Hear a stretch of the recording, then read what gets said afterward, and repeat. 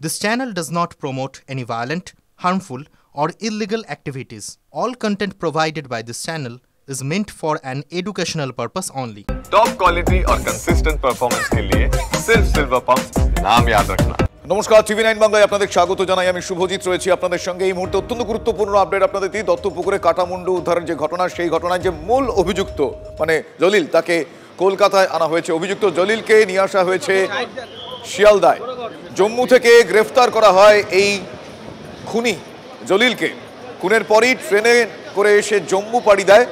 কলকাতা স্টেশনের close circuit ক্যামেরার যে ফুটেজ, সেই ফুটেজ দেখে জম্মুতে পুলিশ যায়।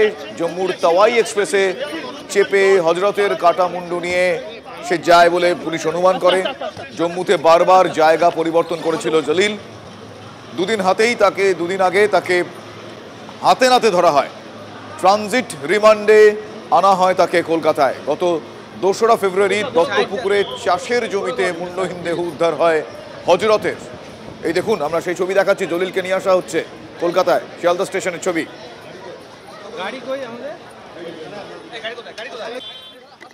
জম্মু থেকে অবশেষে গ্রেপ্তার করা হলো। দেখাই যাচ্ছে যে ইতিমধ্যেই পুলিশের যারা তদন্তকারী দল তারা মূলত গেছিল এবং তারা সন্ধান করে বিভিন্ন স্টেশনে সিসি ক্যামেরা ফুটেজ দেখে।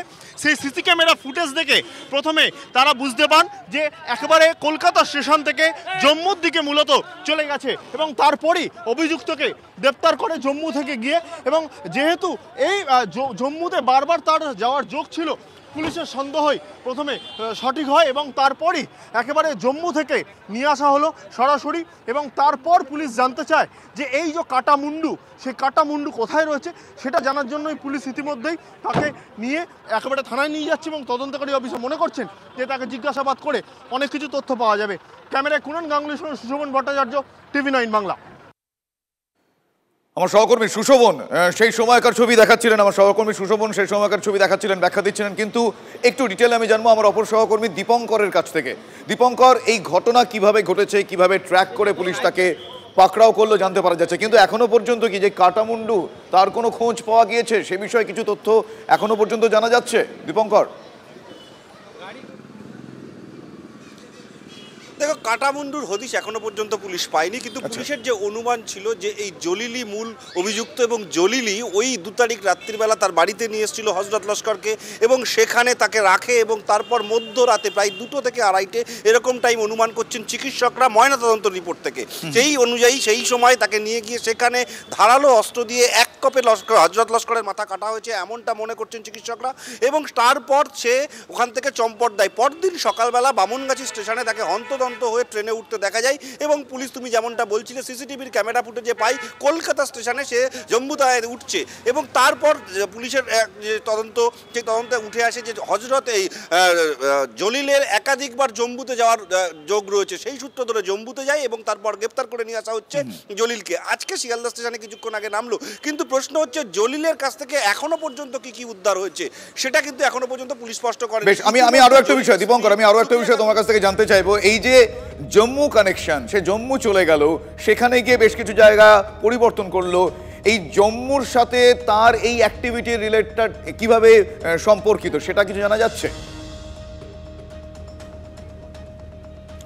দেখো, কাজের সূত্রে মাঝে মাঝেই এই জলিল জম্মুতে যাতায়াত করতেন এমনটা পুলিশ জানতে পারছে। ফলত জম্মুতে তার ভালো যোগাযোগ আছে, যেহেতু সে কাজের সূত্রে কর্মসূত্রে যাতায়াত করতেন। এইবার জম্মুতে যখন গেছেন সেই সময় তিনি কাটামুন্ডু নিয়ে গেছেন কিনা বা কাটামুন্ডু তিনি কোথায় ফেলে গেছেন, এই সমস্ত বিষয় কিন্তু পুলিশের এখন তদন্তের বিষয়। পুলিশ এখনো পর্যন্ত জানতে পারেনি। তবে প্রাথমিকভাবে যেটুকু জানা যাচ্ছে, জম্মুতে যখন তাকে ট্র্যাক করা হয় এবং তারপর জম্মু পুলিশের সহযোগিতা নিয়ে দত্তপুকুর থানার পুলিশ গিয়ে সেখান থেকে তাকে গ্রেপ্তার করে এবং সেখানকার আদালতে তুলে ট্রানজিট রিমান্ডে 7 দিনে পেয়েছে। এই সময়ের মধ্যে হজরতের খুনের বিষয়ে একাধিক কথা পুলিশ জানতে যাওয়ার চেষ্টা করেছে এবং তাতে প্রাথমিকভাবে পুলিশরা জানতে পেরেছে এই খুনের সঙ্গে ওতপ্রোতভাবে জড়িয়ে আরও কেউ জড়িয়ে আছে কিনা সেগুলো পুলিশ খতিয়ে দেখবে। একেবারে এক্স্যাক্টলি এই প্রশ্নটা এই মুহূর্তে সব থেকে গুরুত্বপূর্ণ। আপাতত তোমায় ধন্যবাদ জানাই দীপঙ্কর, যে এই ঘটনার জম্মু কানেকশন, তার গতিবিধি, তাকে নিয়ে আসা হয়েছে ট্রানজিট রিমান্ডে। এই জলিলের কথা বলছি, আর কেউ বা কারা জড়িত কিনা সেটা সময় বলবে। আপাতত জলিলকে জিজ্ঞাসাবাদ করে জানতে চাওয়ার চেষ্টা যে কাটামুন্ডু কোথায়।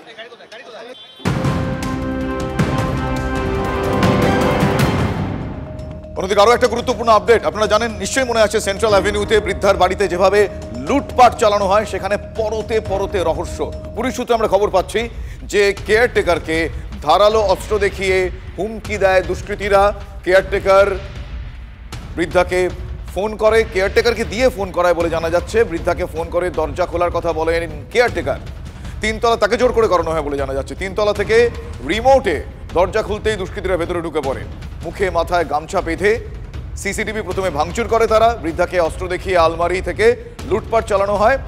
আমার সহকর্মী সুপ্রিয় এই মুহূর্তে আমার সঙ্গে রয়েছেন। সুপ্রিয়র সঙ্গে কথা বলবো। সুপ্রিয়, কেয়ারটেকারকে ভয় দেখিয়ে তারা ঢোকে ফোন করায় বলে জানা যাচ্ছে। এই বিষয়টা কতটা ফার্ম, দৃঢ়, পোক্ত? দেখো, ইতিমধ্যেই তদন্তকারীরা যেটা জানতে পেরেছেন পারিপার্শ্বিক তথ্য প্রমাণ এবং জিজ্ঞাসাবাদের মধ্য দিয়ে, যে ঘটনার দিন অর্থাৎ বুধবার রাত 11:20 থেকে 11:30 নাগাদ এই গেট থেকে ভেতরে ঢোকার পর দুষ্কৃতীরা এই বাড়ির ভেতরের একেবারে যে মূল দরজা, সেখানে একতলাতে থাকা কেয়ারটেকার তার কাছে পৌঁছে তাকে আচমকাই ধারালো অস্ত্র দেখায় বা কাটারি দেখায় এবং তারপর তাকে বৃদ্ধাকে ফোন করার জন্য বলে। এবং তারপরে ভয় পেয়ে ওই কেয়ারটেকার তিনি বৃদ্ধাকে ফোন করেন, দরজা খোলার কথা বলেন এবং সেই ফোন পেয়ে 3 তলার ওপর থেকে রিমোট কন্ট্রোলে 1 তলার দরজা খুলে দেওয়া হয়। এবং তদন্তকারীরা জিজ্ঞাসাবাদে যেটা জানতে পেরেছেন, তারপরেই দুষ্কৃতী ভেতরে ঢুকে পড়ে এবং মুখে মাথায় গামছা পেঁচানো অবস্থায় সে পৌঁছে যায় একেবারে বাড়ির 3 তলাতে। কিন্তু কেয়ারটেকার তখন কোথায় ছিলেন? তদন্তকারীরা জিজ্ঞাসাবাদে যেটা জানতে পেরেছেন, কেয়ারটেকার যেটা জানিয়েছেন যে তিনি দোতলার একটি ঘরের খাটের নিচে গিয়ে লুকিয়ে পড়েছিলেন। কিন্তু তাহলে এই যে মাঝের সময়, সেই সময় কেন তিনি কাউকে ফোন করলেন না? সেক্ষেত্রে কেয়ারটেকার যেটা দাবি করেছেন, দুষ্কৃতীরা ভেতরে ঢোকার সময় তার মোবাইল ফোনটি কেড়ে নিয়েছিল এবং পরবর্তীতে 3 তলায় পৌঁছে ওই দুষ্কৃতী তিনি বৃদ্ধার ঘরের বাইরে লাগানো সিসি ক্যামেরা প্রথমে ভেঙে ফেলে এবং তারপর ধারালো অস্ত্র দেখিয়ে আলমারি থেকে লুটপাট চালানো হয় এবং লুটপাট চালিয়ে ফিরে যাওয়ার সময় আবার ওই কেয়ারটেকারের মোবাইল ফোনটি রেখে দিয়ে মুখের গামছা খুলে ফেলে কিন্তু বেরিয়ে যায়। আর সেই সময় আরও একজন দুষ্কৃতী তিনি বাইরে অপেক্ষা করছিলেন নিচে, এমনটাও কিন্তু জানতে পেরেছেন তদন্তকারীরা। কিন্তু যে বিষয়টা ভাবাচ্ছে সবথেকে বেশি করে তদন্তকারীদের, যে দুষ্কৃতীরা ভেতরে ঢুকলো, 3 তলাতে কোথায় সিসি ক্যামেরা আছে সেটা তারা কিভাবে জানতে পারলেন, এমনকি বৃদ্ধার ঘরের কোথায় আলমারি রয়েছে, খুব অবলীলায় তারা সেখান থেকে লুটপাট চালালো। এমনকি কেয়ারটেকারকে কোনো রকম মারধর না করে তার মোবাইল ফোন কেটে নিলেও সেটি আবার ফিরিয়ে দিয়ে চলে গেল, মুখের গামছা খুলে ফেলে রেখে গেল। তাহলে কোথাও গিয়ে তদন্তকারীরা এমনটা অনুমান করছেন যে এই বাড়ি বা পরিবারের সঙ্গে প্রত্যক্ষ বা পরোক্ষভাবে যোগ রয়েছে, এমন কারুর এই গোটা ঘটনার সঙ্গে যোগ থাকার একটা জোরালো সম্ভাবনা রয়েছে বলেই কিন্তু তারা মনে করছেন। একদম সুপ্রিয়, আমি এক্ষেত্রে অত্যন্ত গুরুত্বপূর্ণ বেশ কয়েকটা বিষয় তুমি উল্লেখ করলে। আমি সেই সূত্র ধরে তোমাকে আরো কয়েকটা কানেক্টেড প্রশ্ন করি, যে তাহলে CC camera, close circuit camera যেখানে ছিল সেটা তারা জানে, মানে তার আগে একটা রেকি করে তারা গিয়েছিল। আর অন্য যারা যারা আবাসিক রয়েছে ওই ফ্ল্যাটে, তারা কি বলছেন?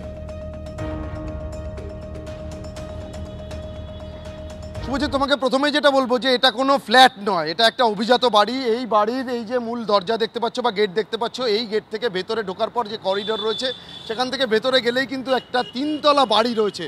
আর এই বাড়িতে একাকী ওই বৃদ্ধা থাকেন এবং তার দেখভালের জন্যে বেশ কয়েকজন কেয়ারটেকার, 2টি শিফটে কেয়ারটেকার এবং একজন পরিচারিকা রয়েছেন।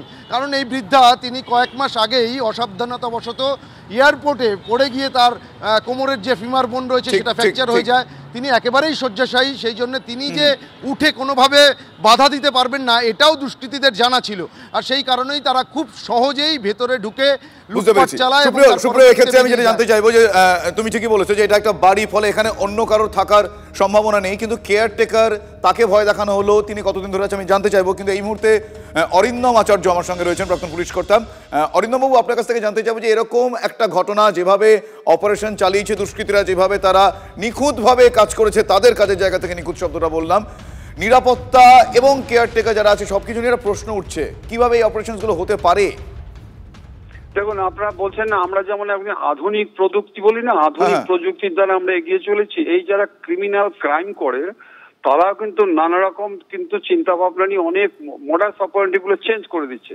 আপনি দেখুন আজকে এই যে আপনারা ঘটনাটা বলছেন, আমি যদি প্রথম আপনাদের কাছ থেকে শুনলাম যে তাকে দিয়ে ফোন করাচ্ছে, অ্যাজ ইফ যাকে ফোন করেছে সে যেন ভাবে যে হ্যাঁ একটা আমার পরিচিত লোক, আমরা যাই। এই যে নতুন একটা কিন্তু আবার শুরু হলো, এটিএম এ দেখছি একটা নতুন কার্ড ভিতরে ঢুকে যাচ্ছে, সাথে সাথে বেরিয়ে যাচ্ছে, এরাও কিন্তু নতুন।